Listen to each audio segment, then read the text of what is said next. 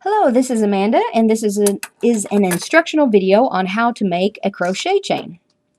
We are wanting to add a crochet chain into each of the shut-in gift bags that we are making, so if you can make a few of them, that will be very helpful.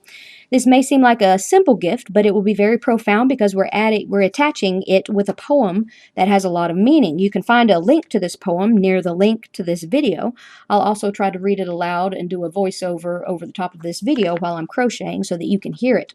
Our shut-ins, and also those who may be quarantine shut-in or people who have more fragile health and may need to stay inside at this time because of the coronavirus, they may be feeling lonely in this pandemic. But this gift reminds them that they are connected to a larger community in Christ, linked with others who love and care for them.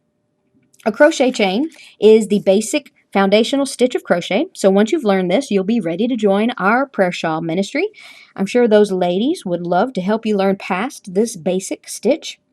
You'll need any color of yarn that you choose. See, I've got just a plain color of yarn, and you can also use a variegated yarn, which has different colors, moving into each other, fading in and out. So you will need a yarn color of your choosing, and also a crochet needle of any size appropriate to the yarn that you have bought. And you know if it's appropriate because the hook just needs to be able to grab the yarn cleanly. So you want a crochet hook that's appropriate to the size of your yarn. You can buy yarn and crochet hooks at Hobby Lobby or Walmart or any craft store, basically. You also could use some scissors in this project and a ruler or a tape measure if you want to measure your yarn prior to cutting it or after you finish your crochet chain to make them all about the same length. My grandmother, Mama Wilson, is my inspiration for crocheting. I wanted to show you a picture of her. This is her with her cat and some of her crochet things that she has done, her afghans and shawls. Here's another picture of me and her. You can see a little bit there. That's my sister photo bombing that part. And then another picture over here I'll show you is me and Mama Wilson. This is my Aunt Elizabeth and my grandmother here, Mama Wilson. She has a crochet hat on. But she is my inspiration for crocheting. She crocheted gifts of love for countless people in need around the world. She taught me to crochet, and she told me that lighter colors are easier for beginners because you can see your stitches more clearly. Because of the bright light that I'm having to use for this video, it's harder to see on the video, so I'll be using a darker color for the video, but beginners may benefit from using a lighter color yarn so that you can see your stitches easier.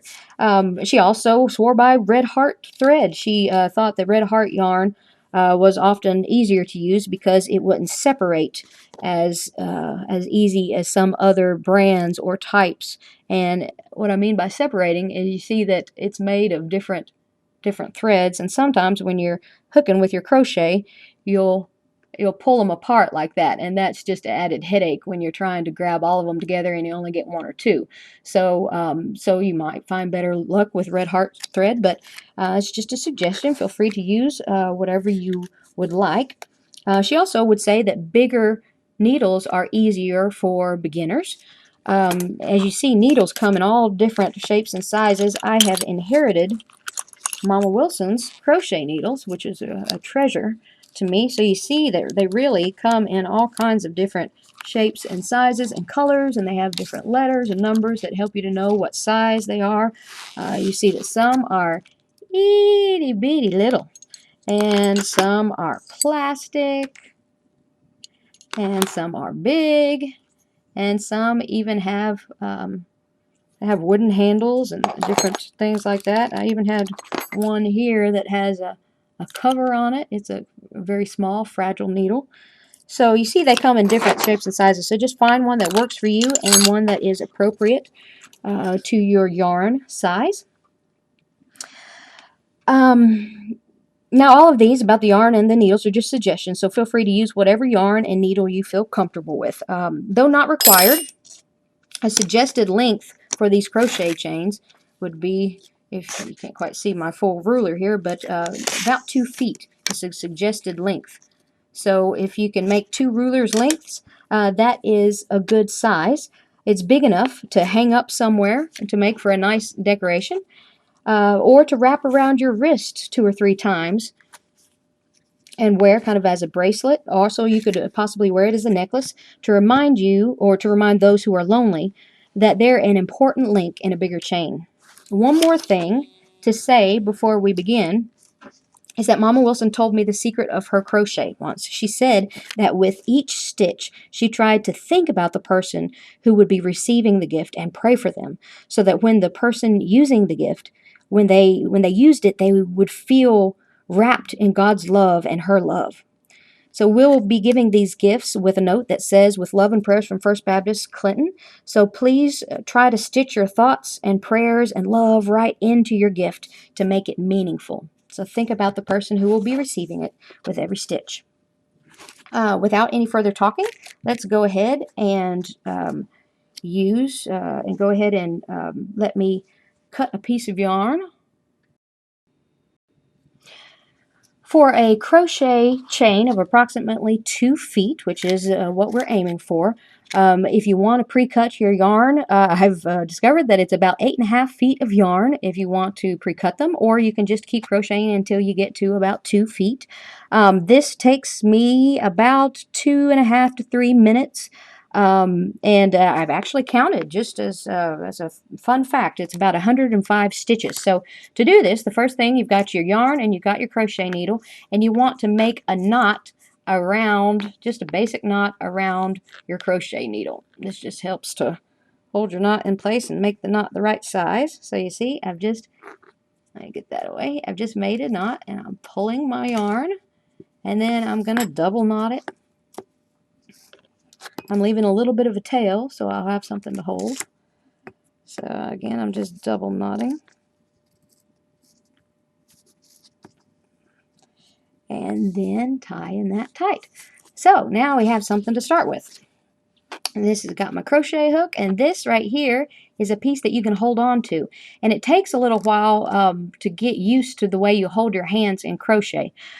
This will be the most challenging part, but once you get used to this, it's very simple and you can go very fast. So you see, I'm holding this needle kind of like a pencil, sort of. I could write with it if I wanted to, depending on how you hold your pencil, but I'm holding it kind of like that. And then this is the hand that holds the tension on the yarn, which is important. So you hold that, kind of hooked it with my finger, I'm holding it, and then I take these other 2 fingers, my thumb and my middle finger, and I'm holding this to create tension here.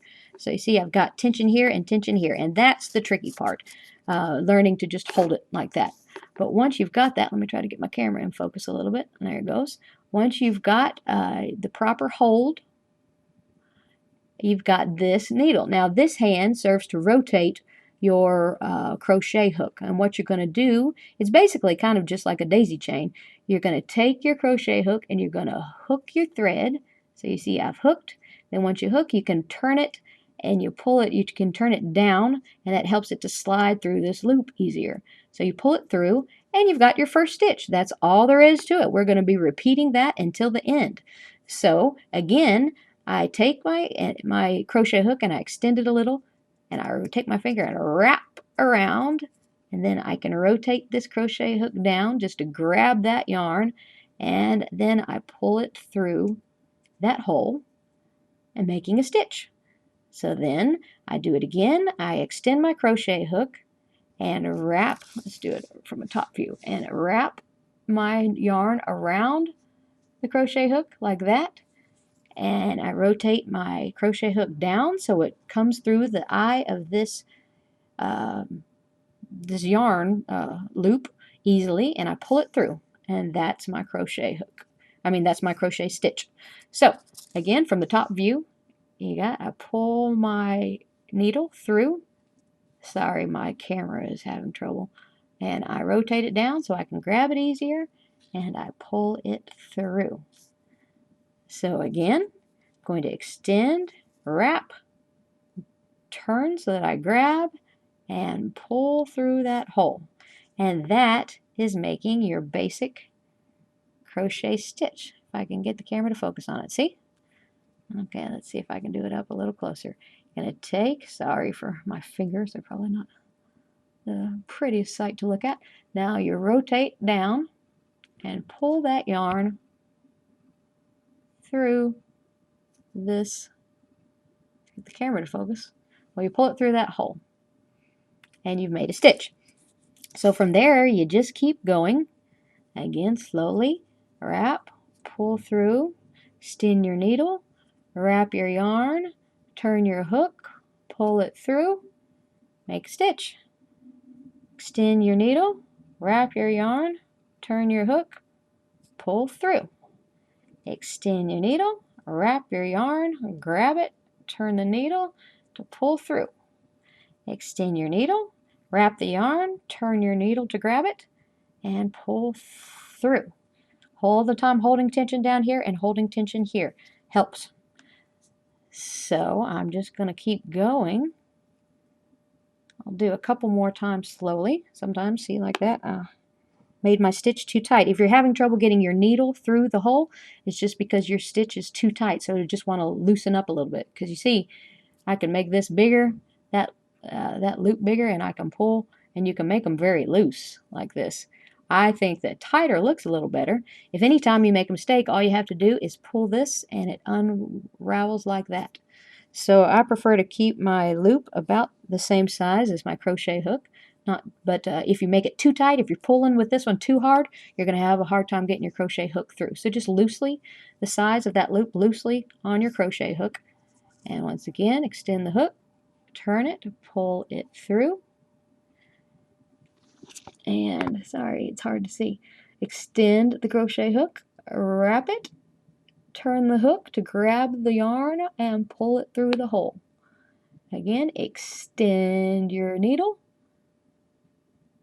grab it and pull it through. Extend your crochet hook, wrap it with the yarn, turn your crochet hook to grab it and pull it through the hole. And then you continue to do this. I'll do this just a couple times slow. And then you're just going to continue until you've finished. So again, slowly. But once you get the hang of it, you can just speed on through.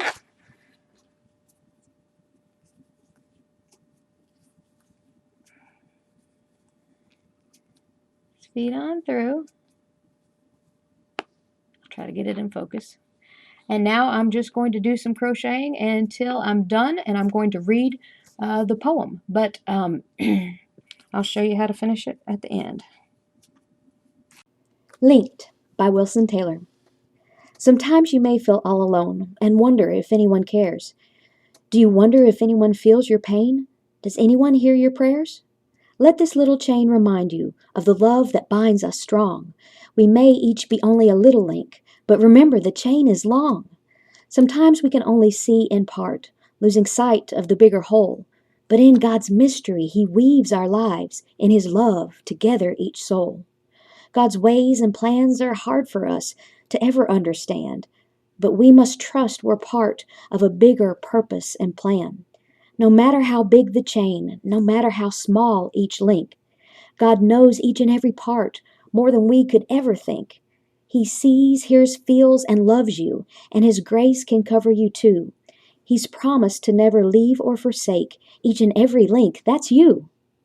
So when you feel lonely, small, and are tempted to despair, let this chain remind you of a God and family who care. Wrap it round your wrist or place it in sight to remember you're not alone. You're important, special, needed to the other links you're sewn. You're a precious link in this chain, seen clearly by God above. Remember, by God and by us, you are so incredibly loved. At the very end, you've been making your regular stitches. And then for the last thing, you're just going to hook it and you're going to pull it all the way through. And see if that can focus on that. And that ties it off. You can tug and it'll stay. So that last stitch, you just pull it all the way through and you're done. Thank you.